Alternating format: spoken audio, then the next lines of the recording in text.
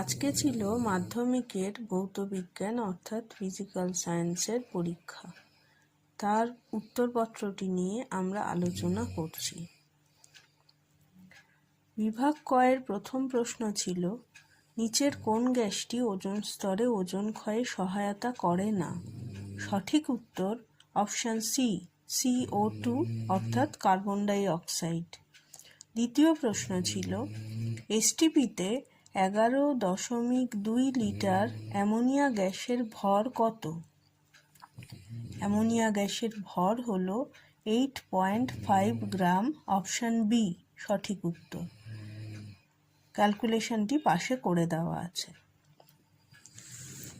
তৃতীয় উত্তর ছিল, নিচের রাসায়নিক সমীকরণ অনুযায়ী 5 মোল মিথেন সম্পূর্ণ দহন করতে এসটিপিতে কত আয়তন অক্সিজেন লাগবে?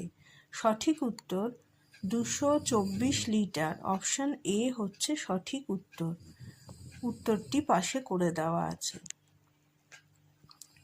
চতুর্থ প্রশ্ন, তাপ পরিবাহিতাঙ্কের এসআই একক হল option D, watt metre inverse kelvin inverse. ভৌতবিজ্ঞানের পঞ্চম প্রশ্ন, মানুষের সুস্থ চোখের ক্ষেত্রে দূরবিন্দুর অবস্থান হল অপশান সি, অসীম দূরত্বে। ষষ্ঠ প্রশ্ন, যখন কোনো আলোকরশ্মি কাঁচের ফলকে বা স্ল্যাবে উল্লম্বভাবে আপতিত হয় তখন চ্যুতিকোণের মান 0 ডিগ্রি। অপশান এ সঠিক উত্তর। পরের প্রশ্ন, কত সংখ্যক ইলেকট্রনের মোট আধান 1 কুলম্ব? সঠিক উত্তর অপশান সি, 6.25 × 10⁻18। ক্যালকুলেশনটি পাশে করে দেওয়া আছে। পরের প্রশ্ন, তাপমাত্রা বৃদ্ধিতে রোধ হ্রাস পায় সিলিকনের। নেক্সট প্রশ্ন, একটি ইলেকট্রনের ভর m হলে একটি বিটা কণার ভর কত হবে? হবে অপশান এ উত্তর m সঠিক উত্তর।